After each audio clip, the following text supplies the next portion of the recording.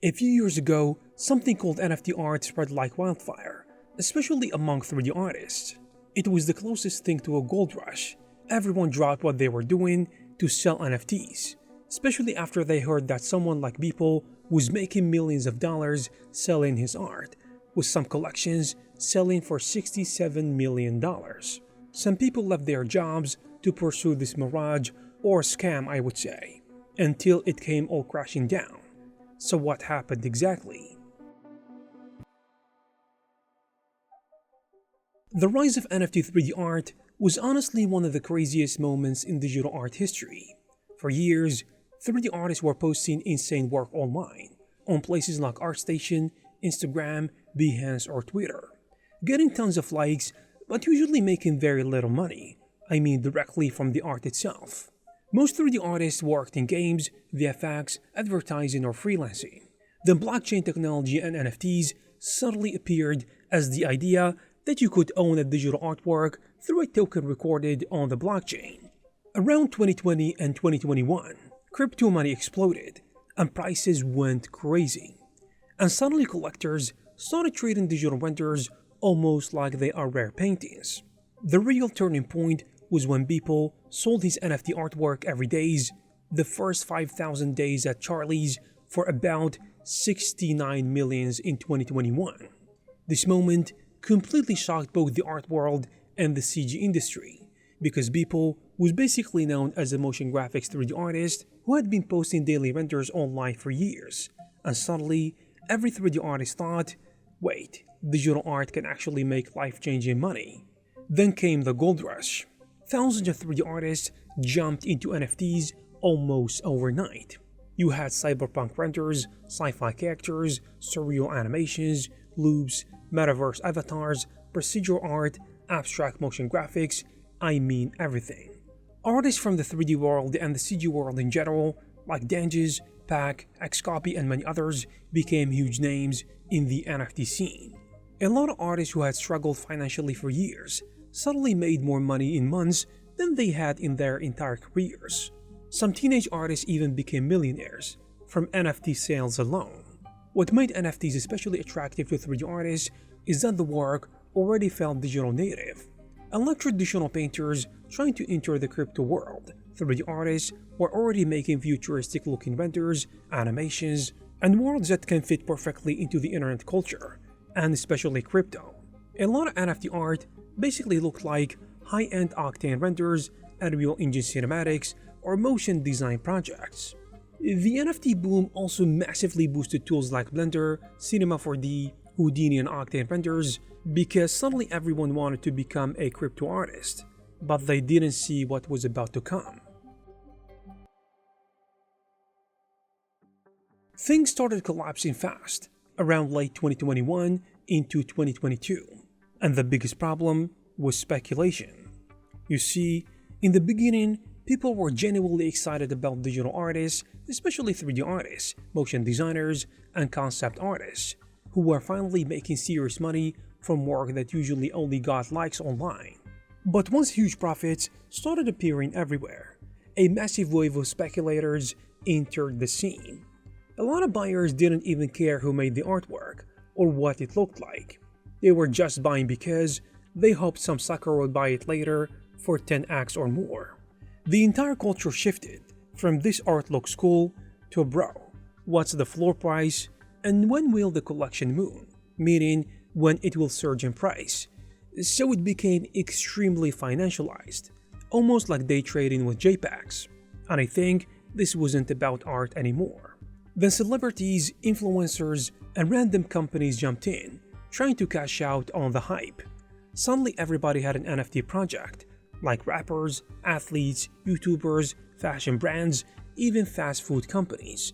The market became flooded with low-effort collections, thousands of nearly identical monkeys, robots, bears, skulls, anime avatars, and procedurally generated characters. Some projects promised games, metaverses, movies, or culture utility, but many of them never actually delivered anything.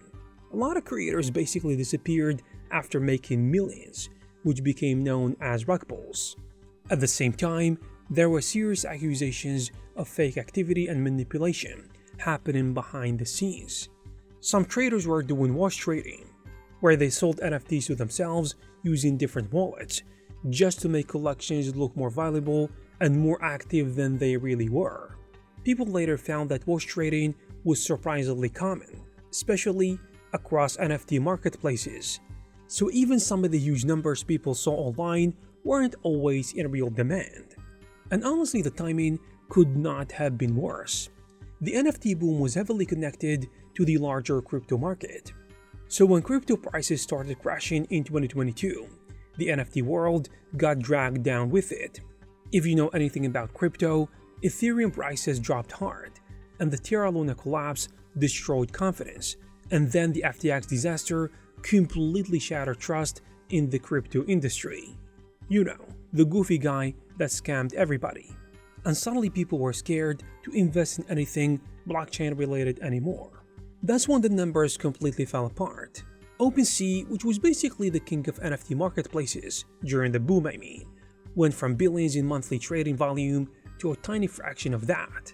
Reports show that NFT sales and activity dropped by over 90% from peak levels. Some NFTs that sold for hundreds of thousands of dollars became almost worthless. And celebrities who bought expensive NFTs got mocked online because their assets lost massive value. Even big companies and sports organizations quietly abandoned many of their NFT plans after the hype disappeared. A lot of 3D artists genuinely believe NFTs were going to permanently replace traditional freelance work. During the peak, 3D artists were seeing people make tens of thousands of dollars from a single render or an animation loop, which was ridiculous, sometimes in just few hours. So some freelancers stopped taking clients' jobs, stopped working in studios, and went all in on building NFT collections. At first, it felt amazing. Discord servers were exploding with activity, Twitter timelines were full of sold-out announcements, and everybody was talking about floor prices, whitelist spots, and the next big collection. It honestly felt like this new digital gold rush where 3D artists finally had direct power and didn't need studios or clients anymore. But the problem was that the entire system depended on hype constantly growing. So once crypto prices started falling and buyers disappeared, everything collapsed insanely fast. Collections that were selling for huge amounts suddenly had no buyers at all. Some NFTs lost like 95% or more of their value almost overnight. Artists who thought they had stable incomes realized most of the demand had been just speculation, not real long-term collectors. And Discord servers that used to have thousands of active people every day became completely dead. Communities vanished, marketplaces slowed down, and projects that promised giant metaverse games or 3D animated series quietly disappeared without delivering anything. A lot of artists also started feeling uncomfortable with the culture surrounding NFTs. So what began as excitement for digital 3D art and ownership slowly became associated with scams, fake hype, and people trying to get rich quickly. And art theft became a massive issue too. Some people were literally minting stolen artwork from ArtStation, Behance, or Instagram without the original artist even knowing. So artists would wake up and discover their renders were being sold by random accounts on NFT marketplaces. And this generated a lot of anger across the CG community because many artists already struggled with protecting digital art online. Then came the backlash phase.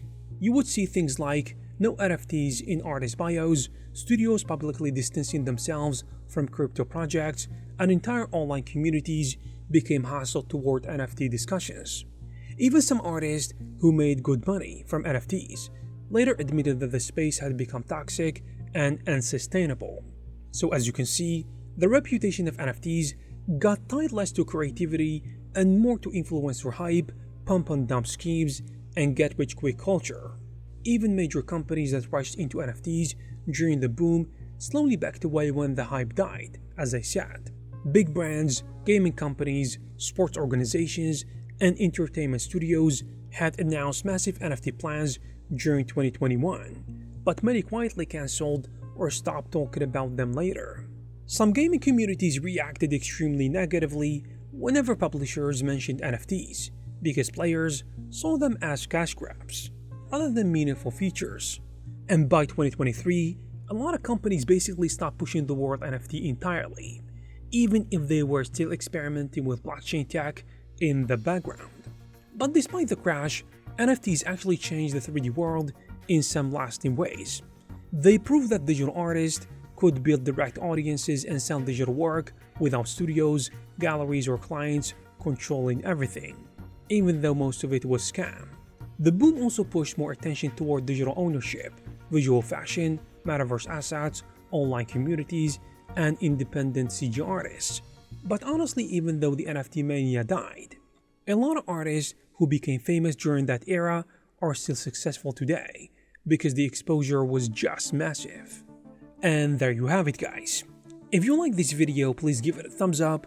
Also, please subscribe to this channel to receive more videos like this. Thank you very much for watching, and I will see you in the next one.